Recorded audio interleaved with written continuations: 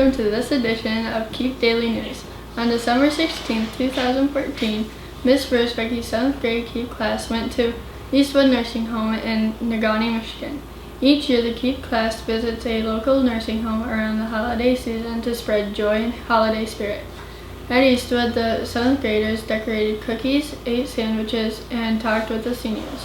One of Miss Rose Becky's students, Erin Donovan, said she had a lot of fun talking and listening to the seniors. Well, that's all I have time for, folks. I'm going to wheel on out of here. Now on to Angel. Hi, I'm Angel, and I'm going to talk about the hike up Sugarloaf Mountain. On March 31st, 2015, Miss Rose Becky's 7th grade C.E.E.P class went on a hike up Sugarloaf Mountain. Sugarloaf Mountain is located on County Road 550. The hike up the mountain took the students about a half hour. Some of the students didn't really enjoy the tough hike, but once they reached the top, they were happy with the gorgeous view.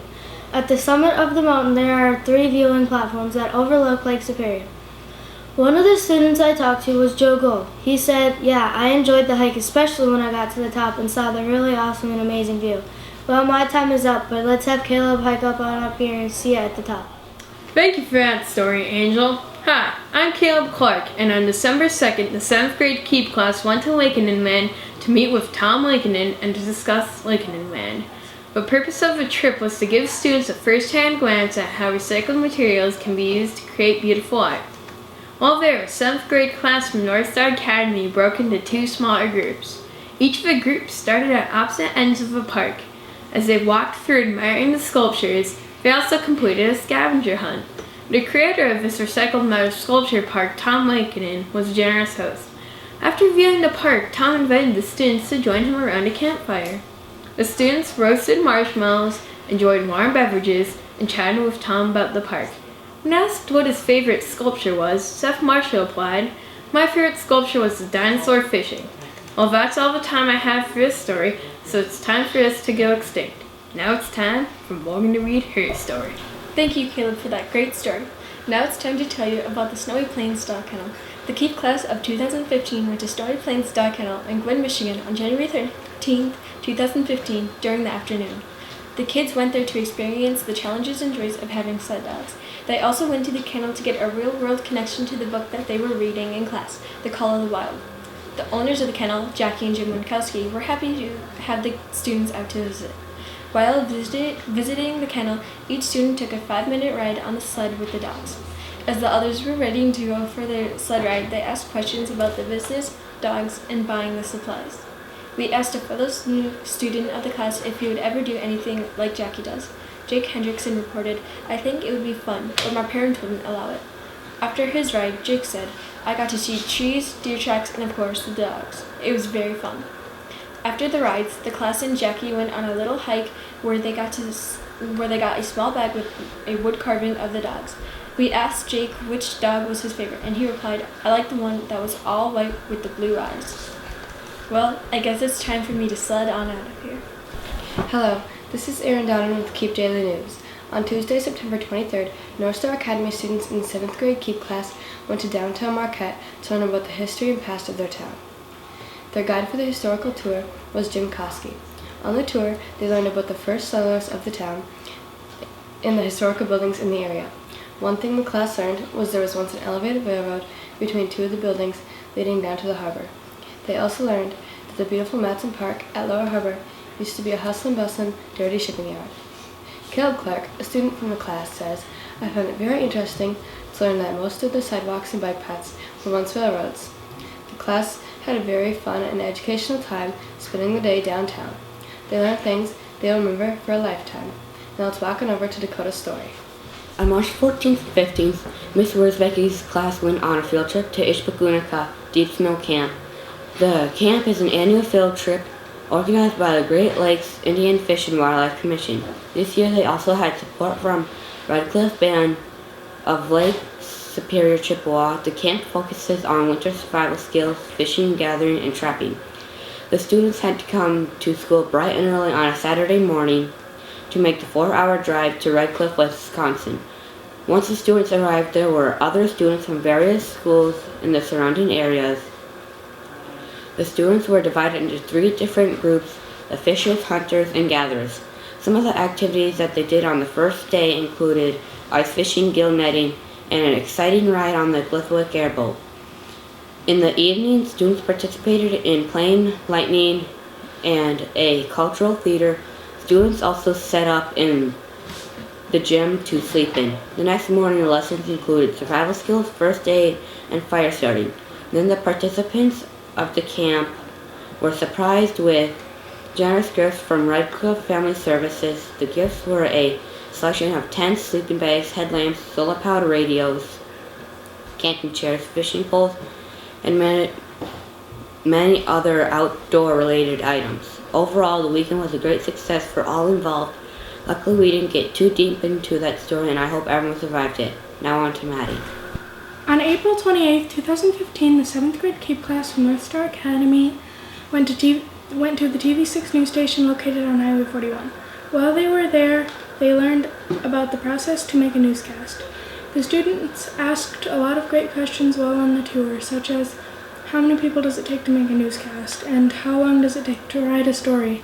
The students went to the control room, the filming room, the conference room, the room where the writers and reporters do their job, the camera room, and a lot of other important places in the building. I asked Abby Carey what her favorite part of the tour was, and her response was the green screen. Now it's time to film on over to Berkeley's story. On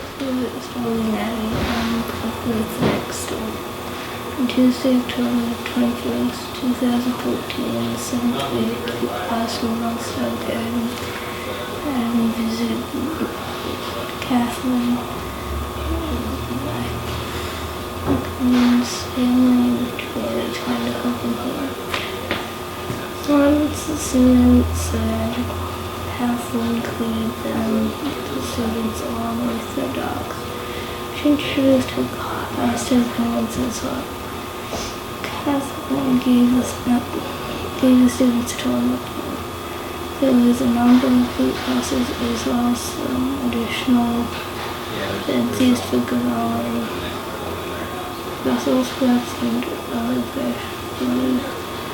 Kathleen told the students that if their families were interested in fish values, they could find to the market in this market. Kathleen also feed the students a delicious lunch of homemade chicken pickle soup, peanut butter and jelly sandwiches, and homemade peanut butter chocolate cake.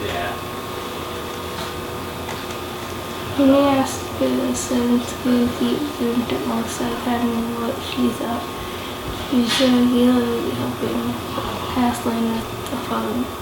Looking that helped me feel more at peace and want to visit the farm again because it was so fun. That's all the time we have in this time today. Time to go on to the next story by Thanks, Berkeley. On February 13th, 2015, the 7th and 8th grade classes from North Star Academy walked to Superior Lane's bowling alley for an honor-level trip. The students enjoyed a couple of matches of bowling and one free tray of fries from the teachers. After two or three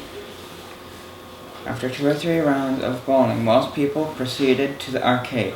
A couple of the popular arcade games were air hockey and skee-ball. Other arcade games included Millionaire, NASCAR Racing, and Doom. Students could earn tickets for playing the arcade game and cash them in for prizes. Dakota Dunlap, a 7th grade student, said the games were fun and he really enjoyed himself.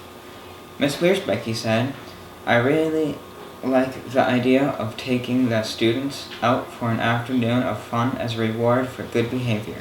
This is Jordan, and I'll strike back with a new story later."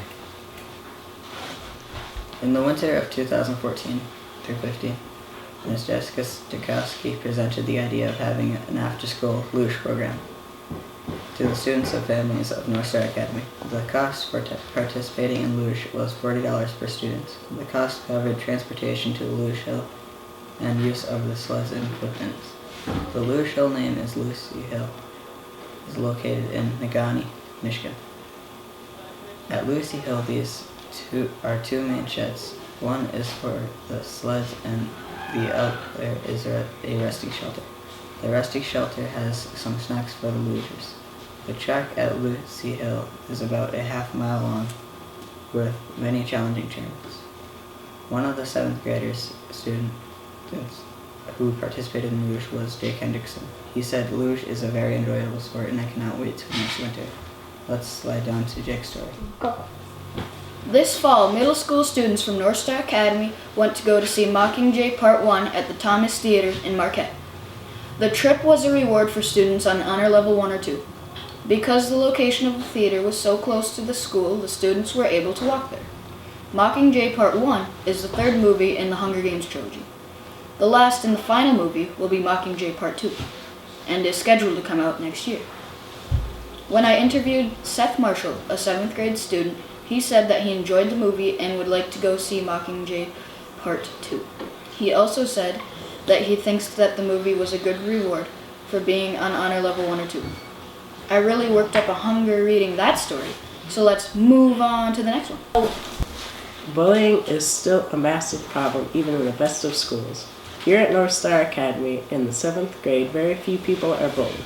But not that all small amount is still not okay. Teachers around the country at North Star Academy are constantly trying to find ways to prevent bullying. Punishment for bullying at North Star Academy can range to a minor infraction to an expulsion, depending on the severity and frequency of the bullying. Sometimes, though, since bullying has a profound physiological effect on the victim, the crime can go unnoticed. This can leave victims in a grind lock with endless torment from their bully with no consequence for their actions. To give an example of what bullying can be like, here is an account of a student that wishes to remain anonymous. The student recalls, at one of my old schools, I was picked on by high school students all the time because of my physical and mental state. At one time, some of them punched me in the stomach and head, so I was momentarily knocked out. Afterwards, they threw me into a table. Later that week, they started stealing money from me. Then he added with a tone of happiness, I'm pretty sure they're in prison right now. So you can see bullying is a violent and irrational thing to do. If you are being bullied, tomorrow is a new day. If you are the bully, please stop today. This is Justin Pettit signing off with no puns because they will be too punny. This is Connor from the 7th grade C.E.E.P class here to report to you about the recent budget cuts at North Star Academy and how it affected the 7th grade and the staff of the school. The staff of North Star got word of the budget cuts on Friday 13th, 2015. The school board issued the budget cuts because the projected income did not match the amount of spending. One of the 7th grade teachers, Ms. Jersey, got laid off in result of the budget cuts. 2 other staff members, including the superintendent, were also immediately affected by these cuts. I interviewed elementary school principal Tina McNeely to ask her if the budget cuts affected her. She said, "It did affect me because when the superintendent left, it really increased my workload. Although it was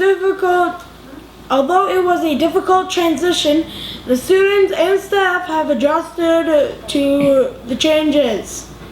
Well, I'm at a loss for words, but I don't think there are very many stories left, so let's cut to the next one. Here's Kylan with the next story. Thank you, Connor, for that great story. This past winter, students from North Star Academy went out to the Marquette Mountain with the NSA Ski and Snowboard Club. The club went out most Wednesdays between Christmas break and spring break. Students who participate pay every Wednesday. There is a fee to this fund. Students will sign up to go out with the club, get a ride from school to the mountain, dinner, the lift ticket, and rentals if needed. The cost range from $5 to $15, depending on if students need a gear and lift ticket. When we interviewed student Connor Teeple of North Star, he said his favorite part of the season when he hit his first rail. Miss Weisbeck, a 7th grade C.E.E.P teacher, is the lead organizer of the club. Some other staff members helped out included kindergarten teacher Mrs. Francisco, 1st grade teacher Mr. Newman, and 3rd grade teacher Mrs. Ballard. Ski and Snowboard Club could not be possible without the support of mountain manager Jesse and her crew, North Star Academy staff, students, families, and volunteers. Well, I hope to see you later. Let's jump on to the next story. Thank you for that story, Kylan. Today's article is on the 7th and 8th grade Hoop House, located off NSA campus. This year, the Keep classes have gone to this off-site hoop house.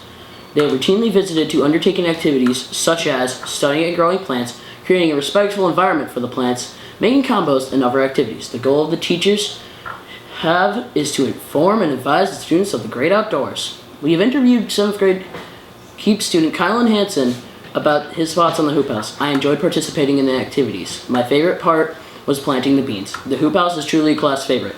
It's been fun planting the seeds of thought. Now on to Ava with the next story.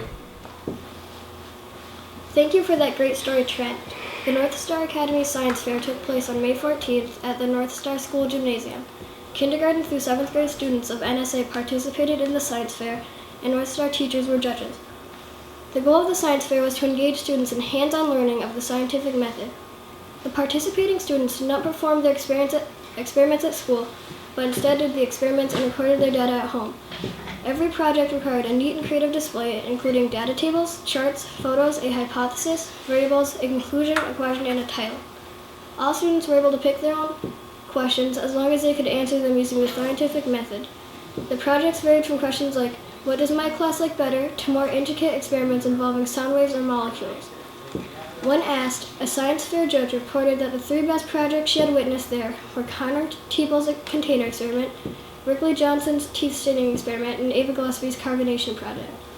Even though she had never judged a science fair before, she had enjoyed doing it this year. I was somewhat surprised with the various levels of widespread involvement. For one, the 7th grade level, was how the judge responded when asked about her overall feelings about the science fair projects. From observing the science fair, it was obvious most of the participants were thinking positive as protons about their projects. Now on to Caleb for a recap of the staff versus student basketball game. On Wednesday, April 1st in the afternoon, the staff and the students of North Star Academy played against each other in a basketball game. The game took place in the gym of North Star Academy. They did this for fun and entertainment for other staff and students of North Star. The players on the staff team include Adam Dompierre, Jillian Hiddell, Dave Gilbert, Natalie Wearsbecky, Wes Swanson, Matt Balforzler, and Sabrina Wheeler. The players on the student team included Tiffany Bender, James Bender, Aaron Smith, Tyler Jandrew, Corey Jandrew, Travis Crawford, Dakota Costello, Darren Costello, Jake Bastian, and Amira Miller. After an action-packed 4 quarters, the students won the game. This was the second student versus staff basketball game of the 2014-15 school year. Aaron says, it was very entertaining seeing the students and staff versus in a basketball game. It's time for me to shoot my way on out of here. Now moving on to Juke's story. Thank you, Caleb. And now I'd like to talk to you about walking back in time. On October 3rd, 2014, the 7th to 12th grade students from the North Star Academy traveled to Nagani Township to witness the Civil War reenactment. The reenactment was presented by members of the Iron Industry Museum. During the first part of the presentation, the students saw a cannon being loaded and fired, and guns from that time were also fired off. They also got a view of a typical Union camp during the Civil War, including tents, uniforms, and a canton. They heard I'm not going to say that word, and songs from the time period. The students also learned about discipline of the Union Army. All the reenactors were dressed in the period costume. I interviewed Miss Dawn about how she liked the Civil War reenactment. She said her favorite part was seeing the camp they lived in and seeing how they cooked their food. She also said that she'll have liked to see a fierce battle between the North and South, and she'll like to hear more about what the war was like for the Confederate Army. She said she'll definitely go to it, see this again. This reenactment was a 7-day to learn about the Civil War. By the end of the presentation, students were all wore out. Okay, thank you. Goodbye.